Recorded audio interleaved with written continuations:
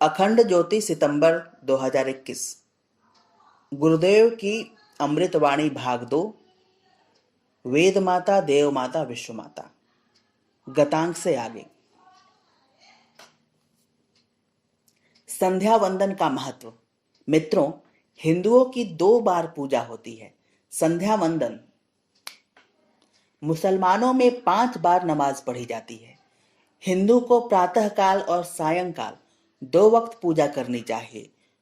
2 बार की संध्या में गायत्री मंत्र का उच्चारण करिए। अगर आप प्राचीन विधि से संध्या करते हैं, नई विधि अपनी मनमानी से बना ली है तो कौन रोकेगा। फिर आपके ऊपर कानून तो है नहीं कि आप पर कोई बंदिश लगाई जाए कि आपको ऐसे उपासना नहीं करनी चाहिए।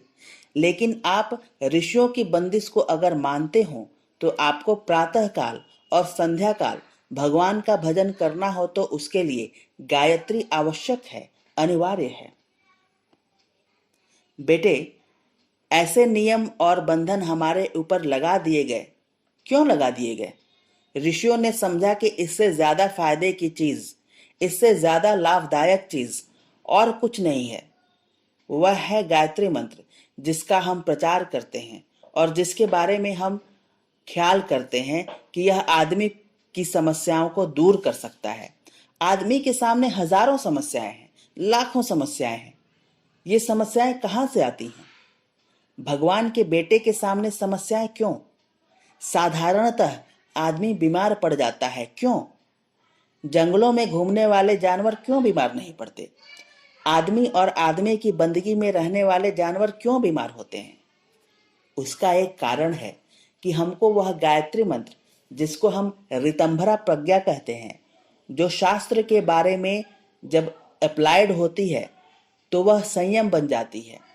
आज या आज से 1000 वर्ष बाद जब कभी भी आपको सेहत ठीक करनी पड़ेगी, बीमारियों से छुट्टी पानी पड़ेगी, तो फिर एक ही रास्ता है, और वह रास्ता है आपको अपने आहार विहार में संयम बरतना पड़ेगा, अपनी जीभ पर काबू पाना पड़ेगा। मित्रों, यह मैं गायत्री मंत्र की बाबत कह रहा हूं। अगर आपको ताकत की जरूरत हो, लंबी उम्र की जरूरत हो, तो भी मैं यह आपसे कहता हूं कि आपको गायत्री मंत्र की उपासना करनी पड़ेगी और उसकी शिक्षा को धारण करना पड़ेगा। आप क्या कहना चाहते हैं? मैं यह कहना चाहता हूं कि आदमी भीतर की दृष्टि से मजबूत तभी बनेगा। आज या आज से 1000 वर्ष बाद आपको ब्रह्मचर्य का पालन करना पड़ेगा और सेहतवान बनना पड़ेगा। आप क्या बात कर रहे हैं? मैं गायत्री मंत्र की बात कह रहा हूं। गायत्री मंत्र को तो आप हर बार पूजा की बात कहते रहते हैं। पूजा अपनी जगह है, लेकिन गायत्री का वह अंश जो सर्वसाधारण के लिए सर्वजनीन सार्वभौम वाला हिस्सा है, वह वो वाला हिस्सा है जिससे हम मनुष्य की शारीरिक, मानसिक, आर्थिक, नैतिक, पारिवारिक, सामाजिक, राष्ट्रीय, अंतर्राष्ट्रीय हर समस्या का समाधान कर सकते हैं। मित्रों, हमारे दिमाग की सड़न यही बहुत सारी समस्याएं पैदा करती हैं। नहीं तो भगवान के इस बेटे के सामने समस्याएं क्यों होनी चाहिए? भगवान के बेटे को हैरान क्यों होना चाहिए?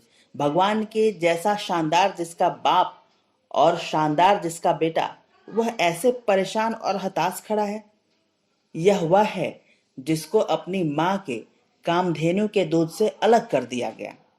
आपको गायत्री मंत्र की वह फिलॉसफी फिर से समझनी चाहिए और समझने के बाद में अपनी परंपरा के अनुरूप देव मानव बनने की कोशिश करनी चाहिए और अपनी समस्याओं को हल करने के अलावा औरों की भी समस्याएं हल करने की कोशिश करनी चाहिए। गायत्री मंत्र ऐसा प्रत्यक्ष कल्प वृक्ष है जो आपके बाहर के जीवन की आवश्यकताओं को तो पूरा करता ही है, आपके अंतरंग जीवन को भी शानदार बनाता है। मित्रों, मैं एक बात आपसे पूछता हूं कि आपके भीतर भी कुछ है क्या? आपके भीतर बहुत शानदार चीज है। सही बात यह है कि जो कुछ बाहर दिखाई पड़ता है वह तो उसकी छाया मात्र है, छिलका मात्र है। धान का छिलका बाहर दिखाई पड़ता है, चावल भीतर होता है। और हमारे बहिरंग का छिलका आपको दिखाई पड़ता है, चावल तो इसके भीतर है। नारियल का छिलका बाहर दिखाई पड़ता है, उसकी गिरी उसके भीतर पाई जाती है। आदमी में भी गिरी उसके भीतर है और छिलका उसके बाहर है। भीतर वाली गिरी को, भीतर वाले गोले को, भीतर वाली चीजों को ऊंचा उठाने के लिए और मजबूत बनाने के लिए और ठीक बनाने के लिए गायत्री की प्रैक्टिस अपने आप में बड़े काम की चीज है। भीतर वाले हिस्से को हम कैसे अच्छा बना सकते हैं? भीतर वाली दबी हुई दौलत को हम किस तरीके से पा सकते हैं? भीतर वाली अतीन्द्रिय क्षमताओं को, जो हमारी इंद्रियों की क्षमताओं से 1000 गुनी बड़ी है, उन्हें हम कैसे पा सकते हैं? यह बहुत शानदार कहानियां हैं। अगर आप भीतर वाले को जगा पाए, भीतर वाले को मजबूत बना पाए, तब आप देखेंगे कि आपका बाहर वाला हिस्सा कितना मजबूत बन जाता है और कितना शानदार बन जाता है। मित्रों, गायत्री की प्रैक्टिस वह है, अभ्यास वह है जिससे हम अपने भीतर वाले हिस्से को, जो सोया हुआ पड़ा है, जिसकी बाबत में वैज्ञानिकों का यह कहना है कि आदमी को दिमाग की 7% जानकारी है, 93% जानकारी नहीं है। अतीन्द्रिय क्षमताओं से लेकर के कितनी दौलत, कितना जखीरा दबा पड़ा है इसमें। अगर आप वह प्रैक्टिस जो हमारे भीतर के अंतरंग हिस्से को जगाने के लिए काम करते हैं, वह अगर काम में लाई जा सके तो आदमी शारीरिक दृष्टि से, पैसे की दृष्टि से, अक्ल की दृष्टि से कितना मजबूत हो सकता है, उन्नतिशील हो सकता है। उससे कहीं ज्यादा भीतर वाले हिस्सों को मजबूत बना करके आदमी समर्थ हो सकता है, समुन्नत हो सकता है। मैं आपके सामने गायत्री की उपासना, गायत्री की फिलॉसफी, गायत्री की थ्योरी और गायत्री की प्रैक्टिस दोनों की बाबत कहने के लिए आया, और यह कहने के लिए आया कि अगर इस रास्ते पर आप चल सकें, आपको इससे बढ़िया मुनाफे का काम, इससे बढ़िया धंधा, इससे बढ़िया तिजारत और कोई दुनिया में नहीं हो सकती।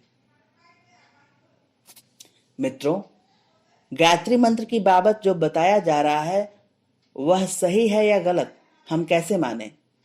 मैं आपके सामने एक ऐसे गवाह को पेश कर सकता हूं जिसकी बाबत आप इंक्वायरी बिठा दें, एक कमेटी बिठाएं और यह तलाश करें कि गायत्री की बाबत लोगों के जो ख्याल हैं, जो अफवाहें हैं, अथवा आदमी कभी कभी स्वयं ही जिक्र कर देता है, यह बातें कहाँ तक सही हैं। अगर आपको यह बातें सही मालूम पड़े तो आप यह अंदाज लगा सकते हैं कि इस आदमी ने एक ही धंधा किया है, दूसरा धंधा हमने जाना ही नहीं। वो धंधा यह है कि अपने अंतरंग को विकसित करने के लिए हमने गायत्री का इस्तेमाल किया है। आप भी इसे इस्तेमाल कर सकते हैं और अपने जीवन को धन्य बना सकते हैं। आज की बात समाप्त। ओम शांति।